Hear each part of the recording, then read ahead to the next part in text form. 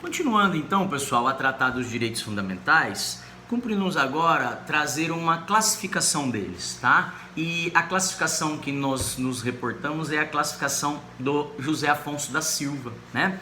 O José Afonso da Silva, ele classifica os direitos fundamentais em direitos individuais, tá? Previstos no artigo 5º, mas além de direitos individuais, existem também os direitos coletivos, também estabelecidos no artigo 5º, tá? Então, os direitos individuais são direitos previstos na Constituição Federal, garantidos aos indivíduos, tá? De maneira individual, portanto, né?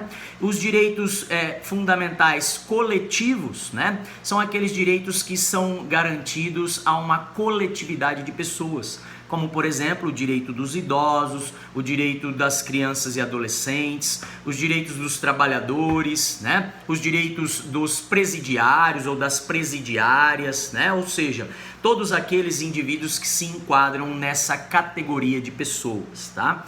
Além dos direitos individuais e coletivos, né? Que nós trouxemos no primeiro e no quinto aí do slide de vocês, do material de vocês. O José Afonso da Silva menciona a existência de direitos de nacionalidade, previstos no artigo 12 da Constituição Federal, tá? Direitos de nacionalidade, nos termos aqui do artigo 12 e 13 da Constituição Federal, né?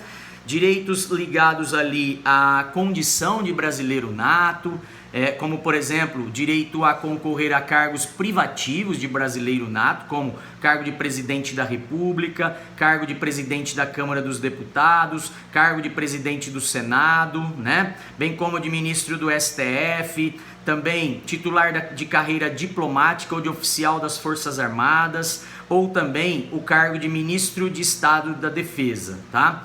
Esses cargos, eles são exclusivos para brasileiros natos, eles são privativos para brasileiro nato, tá? Então, não poderia um estrangeiro naturalizado querer ocupar um cargo esses cargos de destaque, como o de presidente e vice-presidente da República, de presidente da Câmara dos Deputados ou de presidente do Senado, né? Bem como de ministro aí do STF, né?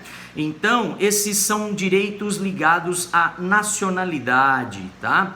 Previstos aqui na Constituição Federal, tá? Então, direitos garantidos a nós brasileiros na condição de nacionais, ok? Depois, ainda traz aqui o José Afonso da Silva os direitos políticos estabelecidos ali do 14 ao 16 da Constituição Federal, né? Bem como o 17. O 17 fala de partidos políticos, mas trata-se também de um direito político, né? O direito de formarmos uma agremiação política, de nos reunirmos formando um partido político, tá? Então esse é um direito que nos assiste, é um direito fundamental que assiste a todos nós, tá? Então, os direitos políticos a gente vai encontrar do 14 ao 17, como, por exemplo, o direito político de votar nos plebiscitos, no referendo, o direito de participar de projetos de iniciativa popular, né? É um direito político previsto no 14, o direito de alistamento eleitoral, ou seja, o meu direito de voto nas eleições, o direito de concorrer ao cargo público, né? a uma elegibilidade, né? A possibilidade de concorrermos, então, em condições de elegibilidade para cargos públicos, ou melhor, cargos de autoridade dentro do Estado, dentro da organização estatal, federal, estadual e municipal, né? Bem como outros direitos aí encartados também, como o direito de alistamento em partidos políticos, né? O direito de criação, de fusão, de incorporação e de extinção de um partido político, tá? Então todos esses são direitos políticos dentro dessa classificação do José Afonso da Silva. Depois nós temos direitos sociais, né? Estabelecidos ali no artigo 6º e depois a partir do 193 da Constituição Federal, né? O artigo 6º traz os direitos sociais como o direito à educação, o direito à saúde, o direito à alimentação, o direito ao trabalho, o direito à moradia, o direito ao lazer, a previdência social, a segurança, a proteção à maternidade e à infância, bem como a assistência aos desamparados, né, na forma desta Constituição. Então esses direitos, como saúde, educação, segurança, trabalho, moradia, eles são direitos sociais, eles são direitos cabíveis a toda a sociedade brasileira, não apenas a um indivíduo ou a um grupo de indivíduos, mas cabíveis a toda a sociedade, cabíveis a todos os membros do povo, né? Cabíveis ao povo como um todo, ok? E depois lá a partir do 193, a Constituição ela reforça esses direitos sociais, né? Quando estabelece lá no 193 da Constituição Federal os direitos ligados à ordem social, e aí traz a seguridade social, né? Os direitos ligados ali a cobertura de atendimento, benefícios, né, de seguridade social, tá? Destinadas aí a exercício do meu direito à saúde, ao exercício do meu direito à previdência social e o meu exercício do direito à assistência social. Tá? Então a seguridade social, ela envolve os direitos à saúde, diz aqui, a seguridade social compreende o 194, um conjunto de ações de iniciativa dos poderes públicos e da sociedade destinadas a assegurar os direitos à saúde, à previdência social e à assistência social. Tá? Então, é a possibilidade de receber benefícios, né? Ligados à assistência social, ligadas ao meu direito de aposentadoria, né? A previdência social. Tá? Então esses direitos eles vêm depois previstos também a partir do 193, né? O 196 trata novamente do direito à saúde, o 201 trata da previdência social, né? E depois o 203 vai tratar também dos direitos da assistência social, o 205 trata do direito à educação, tá? Então todos esses direitos sociais mencionados ali, assim como o direito à cultura está no 215, né? O direito ao desporto está no 217, né? E assim sucessivamente a Constituição traz ali direitos sociais, tá? Direitos então que são garantidos a toda a sociedade brasileira, certo? E por fim o José Afonso da Silva, né, menciona os direitos de solidariedade estabelecidos ali a partir do 225 da Constituição Federal, né? O 225 ele fala do direito ao meio ambiente, né? Quando menciona lá que todos têm o direito ao meio ambiente ecologicamente equilibrado, bem de uso comum do povo e essencial à sadia qualidade de vida, impondo ao poder público e à coletividade o dever de defendê-lo e preservá-lo para as presentes e futuras gerações. Então, a partir do 225, né, a Constituição traz ali esses direitos ligados à ideia, aos ideais de solidariedade, tá? Então, não só o 225, mas o 220 também fala de um direito que é ligado aos ideais de solidariedade, que é o direito de comunicação social, tá? Um direito ali, então, de manifestação do pensamento pela criação, pela expressão, pela informação ou qualquer outro veículo de comunicação, tá? Então esse é um direito humano, um direito que surge já na terceira fase dos direitos fundamentais, classificado então como direito de solidariedade, ok? Esse direito de comunicação social, beleza? Feito essas considerações, uma outra questão que é preliminar também, quando falamos de direitos fundamentais, é diferenciar direitos fundamentais de garantias fundamentais, né? O título 2 da Constituição menciona que nós vamos tratar aqui dos artigos 5º ao 17 dos direitos e garantias fundamentais. E qual é a diferença entre eles? Ou melhor, estamos falando da mesma coisa? Não, não estamos falando da mesma coisa, tá? Direitos fundamentais representam uma coisa, garantias fundamentais representam outros tipos de direitos dentro da nossa Constituição Federal, tá? Garantias fundamentais. A Constituição de 88, ela previu alguns mecanismos processuais para a defesa dos direitos fundamentais, tá? Não bastava prever direitos fundamentais. E quando esse direito fundamental ele fosse desrespeitado, ele fosse violado, né? Eu tinha que ter um mecanismo para a defesa desses direitos, para a garantia desses direitos fundamentais. Então a Constituição ela cria direitos processuais, tá? Direitos ao processo, voltados a garantir o meu direito fundamental, tá? Aqueles direitos então que são verdadeiros bens, né? De gozo, de uso, de exercício pelas pessoas, né? E esses direitos processuais, né? Esses mecanismos processuais, eles são denominados de garantias fundamentais. Tá? E aí, a título de exemplo, nós teríamos o habeas data, o habeas corpus, o mandado de segurança, né, coletivo ou individual, a ação civil pública, a ação popular, as ações de controle de constitucionalidade, como por exemplo a ADIM, né, ação direta de inconstitucionalidade, ou a ADECOM, que é a ação declaratória de constitucionalidade, bem como a ADPF, né, que também é uma ação de controle de constitucionalidade, que é a chamada arguição de descumprimento de preceito fundamental. Tá? Então, vocês ainda vão estudar isso mais a fundo, né? Mas esses são mecanismos processuais criados pelo legislador, criados no âmbito do Estado para defesa dos direitos fundamentais, para a proteção, garantia dos direitos fundamentais previstos na Constituição.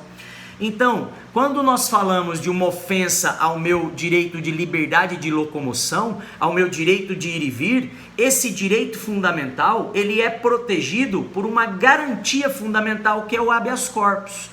Tá? Então, quando eu sofro uma violação ao meu direito fundamental de ir e vir, à minha liberdade de locomoção, eu tenho a garantia fundamental, eu tenho o instrumento processual, o mecanismo processual para me socorrer, junto ao Poder Judiciário quanto ao respeito, né, quanto à garantia do meu direito de ir e vir, do meu direito fundamental de liberdade de locomoção. Tá? Então, o direito fundamental é a liberdade de locomoção e a garantia fundamental desse direito é o habeas corpus, né, que é um mecanismo processual para garantir a efetivação do meu direito de ir e vir, da minha liberdade de locomoção. Se formos pegar o habeas data, né? O habeas data é um instrumento processual, é uma garantia processual quando eu quero ter conhecimento de informações que constam do banco de dados das entidades governamentais, ou melhor, bancos de dados do Estado, e eu quero saber as informações que constam desses bancos de dados, e essas informações elas me são recusadas, e eu tenho o direito de acesso à informação. Né? O habeas data ele está lá no inciso 72 da Constituição Federal. Diz que concede-se habeas data para assegurar o conhecimento de informações relativas à pessoa do impetrante, constante de registros ou bancos de dados de entidades governamentais ou de caráter público. O habeas data também é cabível para retificação de dados quando não se prefira fazê-lo em processo sigiloso, judicial ou administrativo. Então, seja para ter acesso às informações minhas, próprias do impetrante, junto aos órgãos públicos, junto às entidades governamentais ou de caráter público, ou seja, para retificar alguma informação ao meu respeito que se encontra errada, registrada de maneira errada nos bancos de informação do poder público, eu tenho a garantia do habeas data.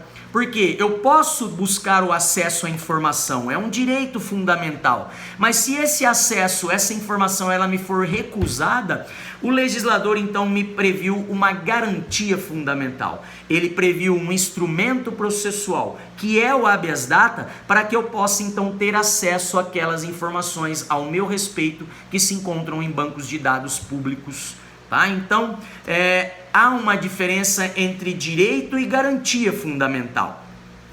Direitos fundamentais são verdadeiras vantagens concedidas às pessoas para uma vida humana mais digna em sociedade. Né? Garantia fundamental para uma existência, um tratamento mais digno em sociedade. Né? E as garantias fundamentais? As garantias fundamentais elas são instrumentos, por isso que são chamados de direitos instrumentais ou de direitos processuais, né? Porque são instrumentos, são procedimentos, são processos, né? Direitos ao processo judicial, voltados a assegurar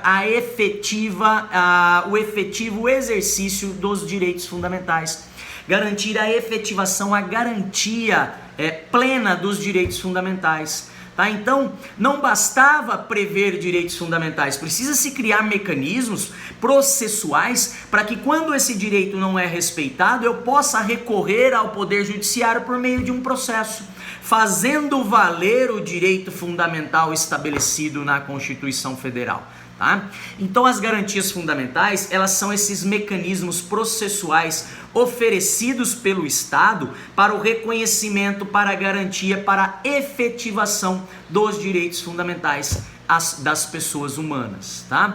E então há uma diferença entre eles. Direitos fundamentais são direitos materiais, direitos subjetivos materiais previstos na Constituição Federal. Garantias fundamentais são direitos processuais. São direitos fundamentais que as partes terão dentro de um processo judicial para fazer valer os seus direitos fundamentais, né? Esses direitos materiais subjetivos previstos na Constituição do Estado, tá? Então, o artigo 5º, ou melhor, o título 2 do artigo 5º ao 17, a gente encontra tanto direitos fundamentais como garantias fundamentais, né? Nós temos aqui direitos fundamentais no artigo 5º, como, por exemplo, o direito de livre manifestação do pensamento, né? O direito de acesso à informação, o direito de acesso à justiça, né? O direito de propriedade, o direito de proteção à intimidade, à vida privada, à imagem, à honra das pessoas, a minha inviolabilidade de domicílio, a minha inviolabilidade de correspondência. Todos esses são direitos fundamentais. Mas além deles, a gente encontra ainda no próprio artigo 5º garantias fundamentais, como o habeas corpus, né, no inciso 68 do artigo 5º da Constituição Federal, o mandado de segurança no inciso 69 e 70, né, o habeas data no 72, a ação popular no inciso 73, tá? Então todos esses são garantias fundamentais, são direitos processuais que eu tenho, né? Caso um direito fundamental ele seja desrespeitado, ele seja violado ou não garantido, eu posso me socorrer das garantias fundamentais para fazer cumprir aquele direito estabelecido na Constituição, ok? Trazemos dois recortes de doutrina para ilustrar isso que estamos falando para vocês, né? Diz o Jorge Miranda, o português Jorge Miranda, no seu Manual de Direito Constitucional, que os direitos representam por si só certos bens e as garantias destinam-se a assegurar a fruição desses bens. Os direitos são principais, as garantias são acessórias, tá? Então, só iremos nos utilizar das garantias, né, caso o principal seja desrespeitado, ok? Mas caso o principal seja garantido, o acessório não precisa ser exercitado, o meu direito processual não precisa ser exercitado, ok? E o Marmelstein, né? O Marmelstein nos diz que, com a previsão expressa do rol de direitos e de garantias fundamentais, a Constituição Federal de 88 buscou não apenas proclamar direitos, mas sobretudo concretizá-los, né? Porque ao criar garantias, se cria um mecanismo de socorro para a concretização dos direitos, né? Quando eles não forem então efetivados, né? O que poderia ser apenas uma mera proclamação de direitos na Carta Constitucional, né? Quando eles não forem então efetivados, através das garantias previstas também na Constituição, nós vamos conseguir buscar a concretização desses direitos, ok? Beleza, então volto no próximo vídeo para traçar lá um retrospecto histórico, né, de maneira breve, porque nós já falamos da evolução dos direitos fundamentais, e depois falaremos das características intrínsecas e extrínsecas, da dupla perspectiva que os direitos fundamentais podem ser analisados, da fiscalização, da titularidade e de outras questões aí próprias da teoria dos direitos fundamentais, quando então a gente encerra a teoria e começa a falar dos direitos em espécie, beleza? Dos direitos e garantias, porque nós vamos estudar também as garantias fundamentais, beleza? Até o próximo vídeo então, pessoal.